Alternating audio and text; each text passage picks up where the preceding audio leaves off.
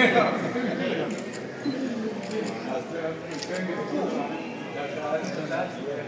State wise president हैं, photo तो कैसे है गए थे आपको आपने हमारे सन्नी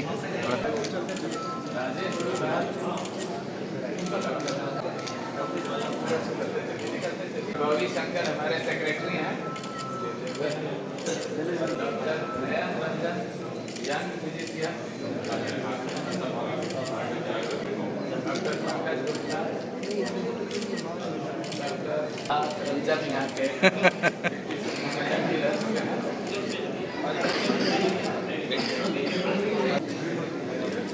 श्री प्रदीप मिश्रा जी और अयोध्या से श्री राम कथा के वक्ता श्रीमती गौरा गौरांगी जी का IMA देवघर और मैं जो नेशनल वाइस प्रेसिडेंट हूँ इसलिए पूरे भारत के IMA के तरफ से अभिनंदन करता हूँ और स्वागत करता हूँ।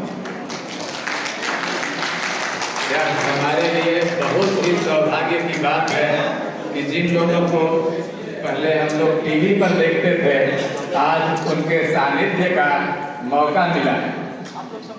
भगवान राम के राज्याभिषेक के बाद हम लोग रामचरितमानस उत्तरकांड में पढ़ते हैं। हमारे राजीव पांडे जी मानस के मर्मज्ञ हैं। प्रतिदिन उनके सभा में कुछ न कुछ शंकाएं व्यक्त की जाती थी। स्वामी जी हम तो अपने जिंदगी के तीसरे पद में चल रहे हैं और मेरे मन में भी कुछ शंकाएं हैं। आप इतने बड़े विद्वान हैं, आप उन शंकाओं को दूर करेंगे। मैं 3 शंका व्यक्त करूंगा। पहला कि सुगमता पूर्वक जीवन यापन के बचने का क्या उपाय है, और तीसरा क्या मोक्ष की अभिलाषा हम भी कर सकते हैं। मैं इस कार्यक्रम में अपना भाषण देकर समय बर्बाद नहीं करूंगा। मैं चाहूंगा कि हम लोग स्वामी जी की बात सुनें। डॉक्टर साहब ने अभी बहुत सारे प्रश्न सामने करे कि जीवन में क्या मोक्ष की कामना हम कर सकते हैं। मुक्ति और मोक्ष में बहुत बड़ा अंतर है डॉक्टर साहब। एक है मुक्ति और एक है मोक्ष। मुक्त हो जाना सरल है पर मोक्ष पा लेना कठिन। मुक्त तो आप प्राण छूटे और चले गए संसार को छोड़कर तो मुक्त हो गए, परिवार से मुक्त हो गया, नाते रिश्ते कुटुंब कबीले सब चले गए, मुक्त हो गए। मुक्ति सरल हो गई पर मोक्ष सरल है। बड़े बड़े संत साधु सन्यासी तपस्वी साधक उपासक तप करते करते चले गए, उनको मोक्ष नहीं मिला। फिर कोई कर्म का दंड भोगना पड़ा, फिर संसार में आ गए, फिर कोई जीव बनकर कोई बनकर अपना अपना कर्म भोगते रहे और फिर वापिस मुक्त हो जाकर मोक्ष नहीं। मोक्ष पाने का सबसे सुंदर तरीका है कि आपके व्यस्ततम समय में से थोड़ा सा समय परमात्मा के लिए। हम हमारी भाषा में कहते हैं यदि आपकी नौकरी अच्छी है, सर्विस अच्छी है, आपका क्लिनिक अच्छा चले, आपका व्यापार अच्छा चले, आपकी किराने की दुकान अच्छी चले, आपका आदि जो कर्म है, शौक है, नौकरी है, जो भी अच्छा चल रहा है और चलती हुई नौकरी अच्छी है तो उस चलती हुई नौकरी में अपनी ड्यूटी के जेवर बनवा दो। चलती हुई नौकरी में कुछ प्लाट खरीद, चलती हुई नौकरी में कोई प्रॉपर्टी बना दो। नौकरी अच्छी है ना, व्यापार अच्छा है ना, व्यवसाय अच्छा है ना, तो चलते में आप प्लाट भी खरीदो, मकान भी बनाओ, बंगला भी बनाओ और मालूम पड़े अपने बच्चों का विवाह भी कर दो और पत्नी के जेवर भी बनाओ। चलते नौकरी में, चलते व्यापार। पता नहीं कभी व्यापार डाउन हो जाए, कभी व्यापार, कभी नौकरी से हटना पड़ जाए, इसलिए चलते में ये सब काम होना चाहिए। डाउन हो जाएगा फिर कुछ नहीं कर पाओगे। मोक्ष इसी को कहते हैं। चलती हुई श्वास जो 21,600 श्वास जो हमारी प्रतिदिन निकल रही है, उस 21,600 श्वास में से, चलती हुई श्वास में से कोई 2-4 श्वास भगवान को देते चलो तो मोक्ष निश्चित अपने को प्राप्त हो जाए। भारत के कुछ संत ऐसे हैं जिनका शरीर नहीं मिला, जिनकी बॉडी ही नहीं मिली, जिनका अंतिम संस्कार ही नहीं हुआ, जैसे रामकृष्ण परमहंस जी, चैतन्य महाप्रभु जी, मीराबाई जी, संत तुकाराम जी। ये भारत के वो 4 संत हैं जिनकी बॉडी नहीं मिली, जिनका अंतिम संस्कार नहीं हुआ, जिनका शव नहीं मिला, जिनका अंतिम संस्कार नहीं हुआ। रामकृष्ण परमहंस जी मां जगज्जननी में समा गए, उनका शरीर नहीं मिला। संत तुकाराम जी हरिविठल में समा गए, उनका शरीर ही नहीं मिला। चैतन्य महाप्रभु जी जगन्नाथ में समा गए, उनका शरीर ही नहीं मिला। मीराबाई द्वारकाधीश के नीचे के राइट हैंड के हस्त कमल में समा ही गई, उनका शरीर नहीं मिला, ना उनका बॉडी मिला, ना अंतिम संस्कार हुआ, ना समाधि। सब भगवान में सब अर्थात इन्होंने बाल्यावस्था से ही अपने समय में जैसे दुकान चल रही है उसी में गहने बनवा लिए, उसी में प्लाट ले लिया, अर्थात चलती हुई श्वास में ही उन्होंने परमात्मा का रुक रुक कर 2-2 क्षण का भजन जो किया है, वो भजन ही उनका साथ दे गया, उनको मोक्ष को निश्चित कर दिया। तो मैं डॉक्टर साहब से कहूंगा, केवल एक मानव देही ऐसी है जिसमें मोक्ष की भी कामना। अगर हम और आप सब पशु पक्षी बन जाते तो कहाँ मोक्ष ढूंढते रहते हैं, फिर तो जो जन्म मिल जाता प्राप्त कर लेते। और दूसरा एक प्रश्न और आपने थोड़ा सुगमता पूर्वक जीवन यापन कैसे करें?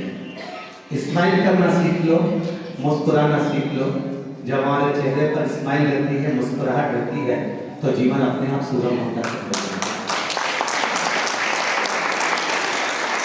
उलझन कहाँ उत्पन्न होती है? जहां आप उदास हो। पत्नी उदास है, उलझन चालू हो गई, क्या बात है, क्या हो गया, देखो तू आज बहुत उदास दिख रही है, उलझन चालू हो गई। फिर वो मालूम पड़ा सुलझाने में टाइम लग गया। पति उदास है, उलझन चालू हो गई, क्यों आज तुम्हारा मुंह बहुत फूला हुआ है, क्या बात है, आज आप हमसे बात ही नहीं कर रहे हो, उलझन चालू हो गई। बच्चे उदास है तो उलझन चालू हो गई, वो बोल क्यों नहीं रहा, घर में रुकता क्यों नहीं है, मन क्यों नहीं लगता, उलझन चालू हो गई। तो स्माइल करना सीखो। जितना प्रसन्न रहोगे जीवन में, उतनी उलझने अपने आप हटती चली जाएगी, मार्ग सुलभ होता चला जाएगा। अपना समझे प्रश्नों का समाधान होगी। मैं बहुत बहुत साधुवाद करता हूँ डॉक्टर साहब के सुंदर विचारों का। एक मन था वैद्यनाथ के इस पवित्र प्रांगण में आप सब से मिलने का, कि यहाँ के सब हम क्योंकि डॉक्टर को शिव मानते हैं, हमारा एक नियम है कि हमारे बाबा देवादिदेव महादेव जब माँ पार्वती जी अर्पणा बन गई थी, कुछ खाती पीती नहीं, पत्तों का सेवन करती थी, तब माँ अर्पणा रूप धारण कर लेकर पूरी काली कर गई, शरीर दुर्बल हो गया, बेहोशी में नीचे गिर गई। तब मेरे देवादिदेव महादेव वेद बनकर आए थे, डॉक्टर बनकर आए। तब से शिव महापुराण की कथा कहती है, विदेश्वर संहिता में वर्णन आता है कि शिव, उमा संहिता में वर्णन आता है कि शिव डॉक्टर बने, वेद बने।